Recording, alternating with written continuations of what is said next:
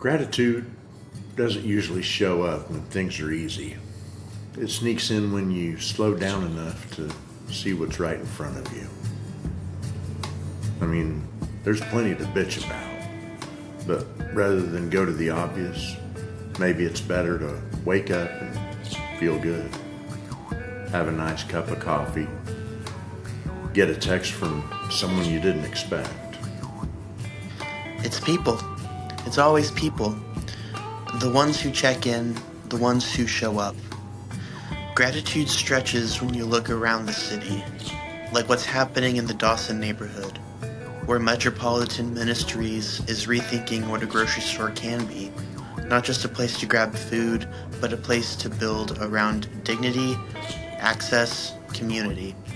The idea that everyone deserves fresh food and a fair shot. Zoom out even further, and you're struck with awe as the Artemis rocket flies around the moon and returns home safely. All different scales, but the same thread. Maybe gratitude is just recognizing we're part of it all. The small moments, the local effort, the big human swing for something bigger than ourselves. So today, we're just sitting in that. In a world that moves fast, gratitude might be the thing that keeps us grounded. This is Paris of the Prairie, episode 5. Chase, I love this story. It's not the usual born and raised Tulsa tale. Savanna and John are a young couple that chose this place. They didn't have deep roots tying them here. They had a curiosity and a willingness to give it a go. They applied to Tulsa Remote, didn't get it, but something stuck. Something about what they saw, the people, the pace, the possibility. And they came anyway. They found neighbors who showed up, a city that's still reckoning with its past, a place where you don't just consume, you contribute. So today we're talking about what happens when you listen to that poll and what Tulsa gives back when you do. Welcome to the program. Happy to be here. Yeah, thanks so much. Well, we're real excited. Before you ever came here, what was your impression of Tulsa? We came from Amarillo, Texas, which is a small city in the panhandle of Texas. And before we came here, our impression was that it was just going to be kind of more of the same, except for a slightly larger same, I guess. Yes. It's still like small enough where, you're going to go to the grocery store and you're going to see 30 people that you know, and you're going to have to make small talk with everyone. It's still going to have that kind of same, rural, it's almost like the southern backhanded kindness, I guess. Yeah. Kind of expected a lot of that before coming here. Well, was there something that you saw or heard where Tulsa felt different than other cities? Absolutely. I think, coming from Amarillo, there really wasn't a lot of people just like enjoying their lives outside of their homes. There wasn't really like a lot of people you see walking down the street or, walking their dogs or riding skateboards or, just like enjoying themselves outside. And I think honestly, like the first time that we came here, we drove by the gathering place, for example, and we were just kind of struck by how it seemed like Tulsa had a much larger emphasis on community and like living outdoors. So I think more than anything, that was probably one of the biggest differences that we noticed at first whenever we came here. Oh, that's good. Nice. What was your, okay, this is different than I expected moment? I think it was honestly seeing the gathering place, seeing Mother Road Market, the Guthrie Green, the first art show of the month that they do. There was a lot more emphasis on community, building community, places where it's encouraged to be outside. It's encouraged to talk to people, meet new people, kind of thing. That was kind of one of the first things that really struck us as something different than what we were used to, coming from this like, you know, again, a small city town where it's, unless you're going to church, you really didn't have the opportunity for community. Absolutely. Also, the trees. There are so many trees. Can we talk about how True. beautiful? That's also Yes. true. Coming from, the plains where you look out in any direction There's and you don't nothing. see anything besides dirt and cows and the horizon. It's kind of Right. nice being, Tumbleweeds. yeah, Absolutely. 100%. It is Coming here amazing. and actually seeing trees and hills and the wildlife. So, You know, my daughter lives in Denver, and if you're in the inner city of Denver, there's a lot of trees, but I guess you get out a little bit, and it's kind of the same thing. She was recently here for a visit, and of course we're right at the point where everything's greening up. Literally. But she All was the very rain struck came. by that contrast. Yeah.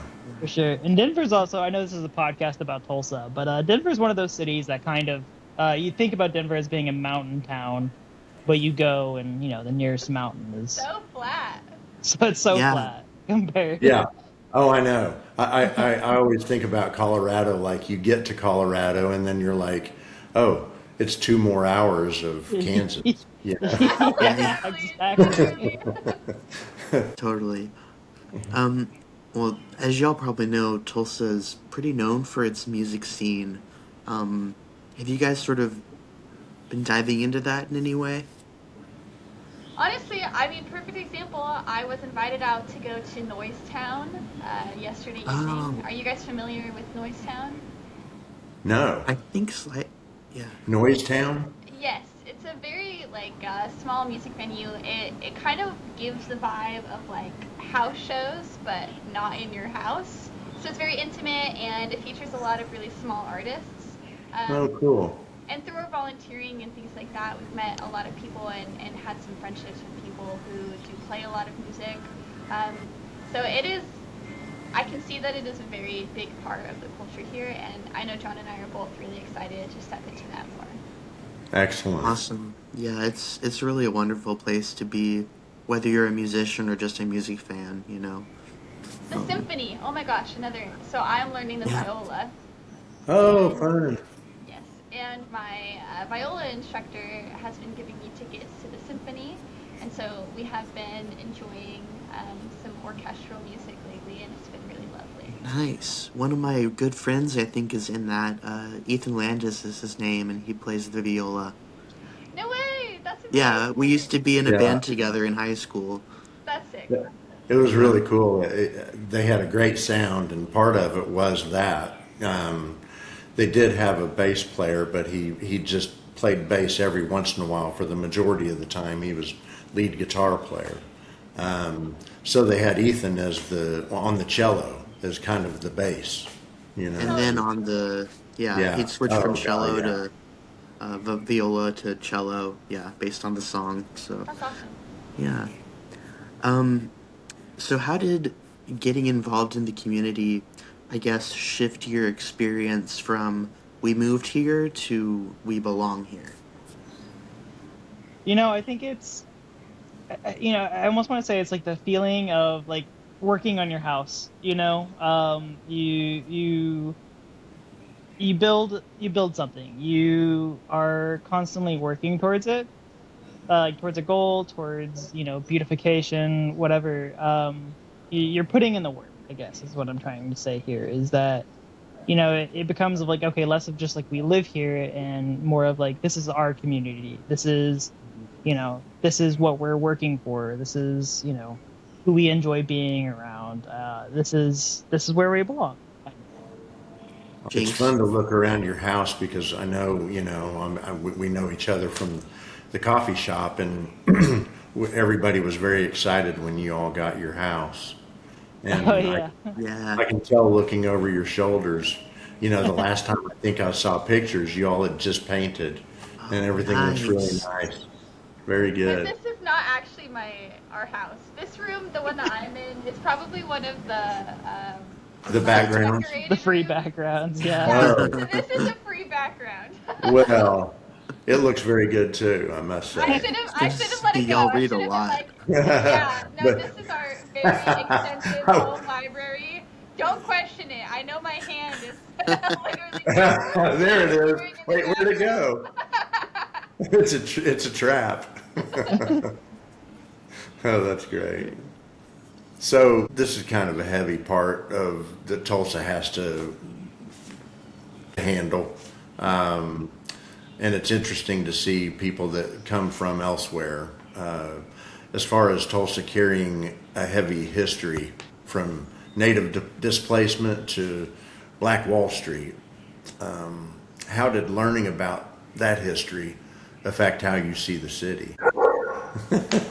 It's a heavy burden to carry, and there is the added weight of the race massacre of Black Wall Street, the bombings and all that, you know, um, but there is also it like I was saying, it's a heavy weight that most of the country has to carry, and it's more about acknowledging that past, doing what you can to repair it, and then moving on in a more equitable and Mm-hmm. a better future. Mm-hmm. Mhm. Yeah. Well said. Um, well, do you think Tulsa is doing enough to make amends with the past, or where do you see hope? No, I think Yeah. there is steps, and it's hard. There's a lot of competing ideologies, competing like thoughts about it, and it's really hard, and it's unfortunate that it's not. I don't believe that Tulsa is taking enough of a step. There is some stuff. There is a lot of investments into I guess new Black Wall Street. I don't really know if it has a name besides just kind of renaming it Black Wall Street. There's new investments. There's like pushes to shop at like black owned businesses and stuff, but I don't know if it goes far enough. Yeah. I agree. No, I don't know either. I mean, it seems like those are kind of like band-aids. Strong representation. I mean, it's obviously we're not as integrated of a city as we feel like we might For be. sure. And Absolutely. And going kind of back to what John was saying about it being kind of like a countrywide issue, I kind Yeah. of think that it starts with legislation that actually puts these people at the forefront of it, instead of, like you said, just donating money, like redlining and, giving back native people's land. Right. There are steps that we could take that we just are not taking. And so if we're Right. talking about making things more equitable, I definitely think that more radical, so to speak, changes will be Mhm. necessary to ensure equal equality for all. Right. I think you're that right. It's kind of fascinating when you look at the removal and everything with Native Americans. Kind of goes on the back burner, but that was certainly never dealt with properly. And in some ways, because we are focusing on Black Wall Street right now, for instance, it's like you can't shift from these other issues that have existed for years and years. that and so there's almost a sense of segregation still in Tulsa. I mean, obviously it's not like actual segregation, but you have like these kind of hard lines between like North Tulsa and like the inner city kind of areas, and then these suburbs of Tulsa, um, you know, being like very very hard lines that you don't really like think about, but it is still there. Yeah, true. That's very true. Especially like I knew that was the truth before finishing up my undergrad, but I had a internship with the Mental Health Association, and that's when I really saw the segregation, the zoning, the big. Absolutely. That's when I was like, wow, this is really different, and it's tucked away and hidden so that Tulsa looks pretty. It's systemic, but yeah. Yeah, Hmm. absolutely. You both talk about the idea of coming here to build. What does that mean to you personally? I think kind of to like John's analogy, we were talking about like building your home. I guess is kind of a good segue back to that answer. You know, it really takes you going in and consistently putting in the work. You know, I know we talk a lot about the kind of volunteer work that we do, and I think that's also kind of a great example here. It takes consistent effort, and it takes consistently putting one foot in front of another to build the relationships and to build the community that you want to see. And so I think, you know, we kind of lose sight sometimes of the fact that building community is honestly kind of hard work. It's not something that will just fall into your lap because you talk to one person one day and then that's kind of it. It takes consistent effort and it takes showing up, you know, however much you can and always being there for the people that you aim to build that community with. And I also think it's incredibly important to recognize too that we're not really in this alone. You know, when we talk about building stuff, like we're building it with other people, whether those people are, you know, in need of help or whether it's your neighbors and you guys are just talking about, you know, the state of the world or, you know, your knowledge about specific things. I think building the community that you want to see starts from the ground up and it takes everybody and everything to be able to make that a reality. Very well said. I For agree. sure. And even outside of, even outside of our volunteer work, we moved into this neighborhood and, we introduced ourselves to our neighbors and, this old guy down the street was like, I've lived here for 20 years and this is the first time I've ever had anyone introduce themselves to me. And I kind Wow. of thought that was a little wild. It made me sad, truly. He was such a Yeah. nice man. Oh That man. Um, really is something. and so it's building everywhere and building consistently and it's not just, you know, in one area, it's building everywhere, every Yeah. way Yeah. possible. You know, it's really amazing. I think I can remember back, I don't know, it's maybe been 30 years or so, but it seemed like the city organized, hey, we're going to have a neighborhood get out and meet your neighbor kind of thing, you know, and they like sold kits on how to do it, you know, Hmm. set up a stand and have, you know, your neighbors come and blah, blah, blah, and get to know each other. And it's really kind of sad that I mean, it was a great exercise, but it's a sad thing that it doesn't just naturally happen. I think it's also sad, truthfully, that that's not really as much of an incentive anymore either. Like, although maybe it was perhaps awkward to have pushes to go out and meet your neighbors and things like that, I kind of think that's something that's incredibly lacking these days. I mean, with us working so much, with us being in our cars, driving back and forth to one task and another, I feel like there are so many portions of our lives that are segregated to being alone that we kind of lose sight of the fact that like we are human beings on this earth and our most valuable experiences come from being with other human beings as well. Yeah, I Totally was just gonna agree. add to that, in that it's unfortunate that it had to be something that was like a city kind of not mandate, but like a city event that they put on, because I think that we should have more block parties and like neighborhood Yes. cookouts and stuff like that. It takes doing it. It takes getting to know your neighbors, Yeah. making those connections.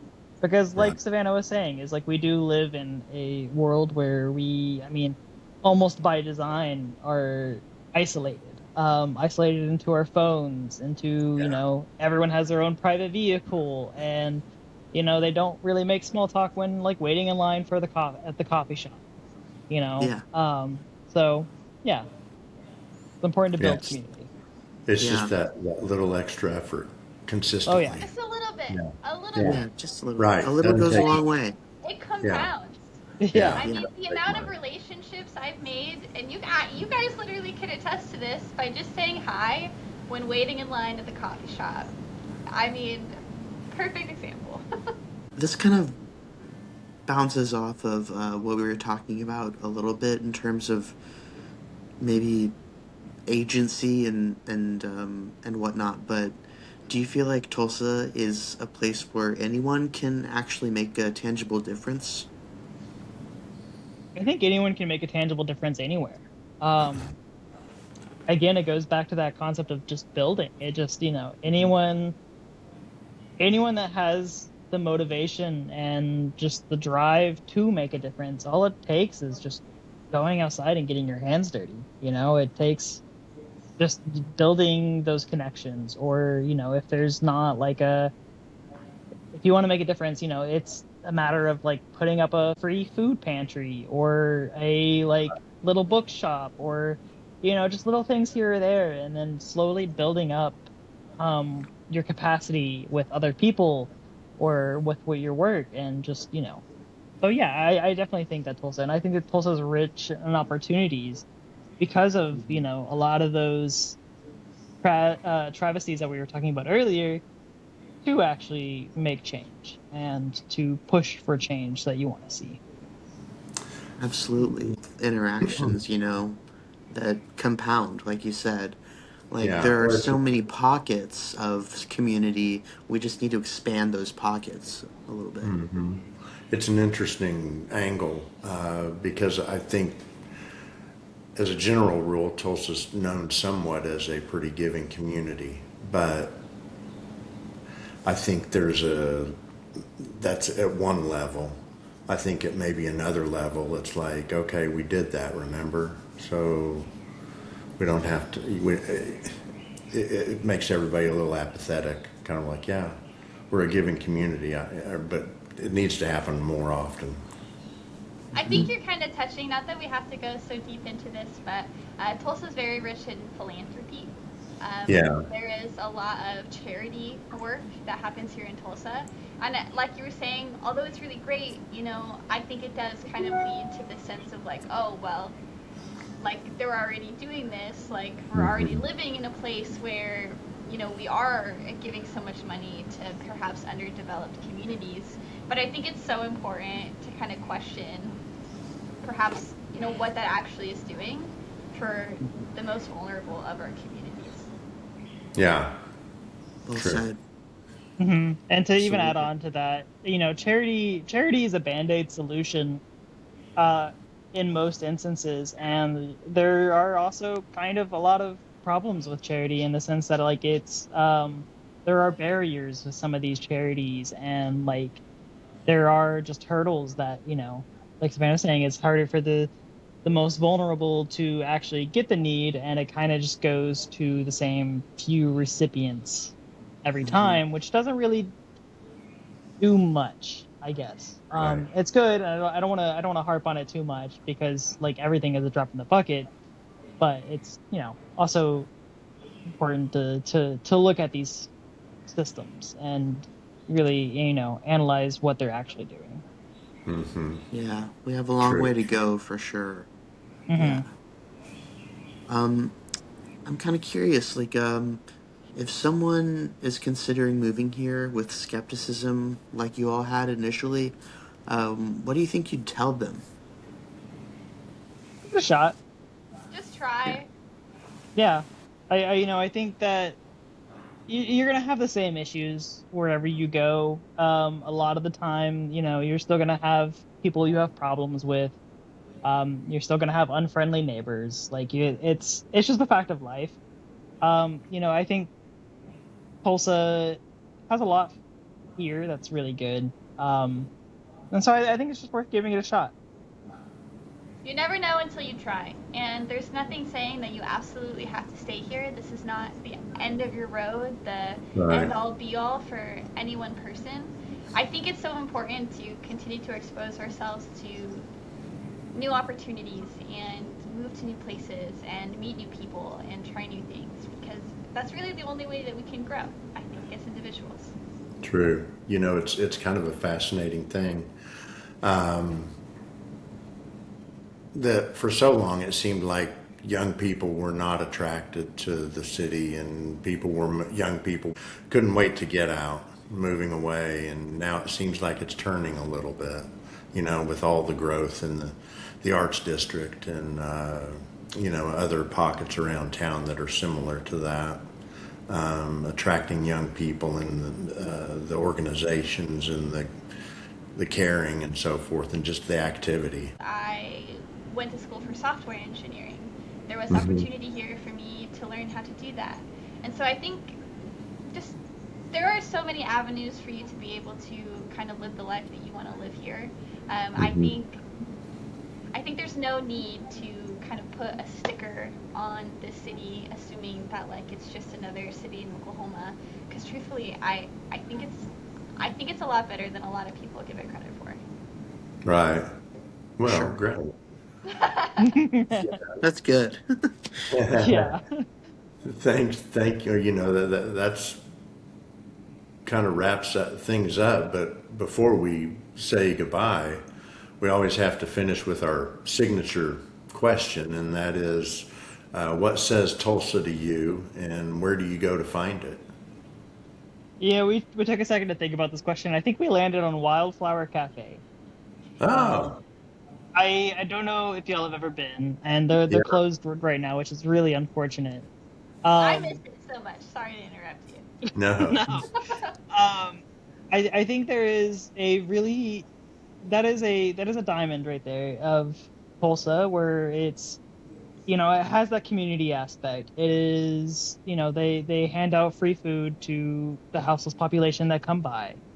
Um, they and for some reason Tulsa loves diners. I've never been to a city with more diners on every Yeah. street block it seems. Absolutely. True. Um, True. and then everyone there is just it's really friendly, it's really homey, it's a great vibe, and I think that for us speaks to how we see Tulsa. Fun. You know, that is a great place, and I only experienced it a couple of times in its old location. But in the interim, I've been to Philbrook where they've got a pop up, Oh, and wait. They have a pop up in Philbrook? I yeah, didn't know yeah, that. yeah. Really good drinks. You should go over there, and it's just they're so pleasant, and they're very excited. I mean, I think their building process has gone through a few hiccups, so they're beyond excited to open up in their new location, which is going to be around the 10th and Boulder area. Is that right? I think it's what I heard. It's like in an old church. Right, right. It's wonderful Downtown. place, and like you said, what they do for the unhoused population is really fantastic. And anyway, that's great. I like that answer. Yeah. Nice. Well, we like the Re- place, so. Good. Yeah. I'm ready Give them a for it free to come shout out on back. your podcast. Yeah. Yeah, Yes. free shout out. Go to Wildflower. Go to Wildflower, everybody. Try something new, like wildflower. Literally. Yeah. Yeah. Well, thank you so much for being a part of the program, and good luck to you in everything you do. Well, thank you so much. Yeah. It's been a pleasure. It was a great conversation. Really enjoy speaking with you guys and getting to chat about what we love about Tulsa. Yeah. Thanks for Excellent. coming on. I'm sure we'll see you at the coffee shop. I'm sure. Give it a few Absolutely will days. be. You know it. Well, thanks so much, and have a great day. Well, that's what I love about Tulsa. It's not perfect, it's not polished, but it's personal. And Savannah and John remind us that Tulsa isn't just a place you land, it's a place you build. Whether it's volunteering your time or simply showing up for your neighbors. And we're grateful you all chose it, and it chose you. And we're grateful you chose to share your story with us. If you know someone we should talk to, get in touch with us at info@parisoftheprairie.us. And as always, go try something new this week.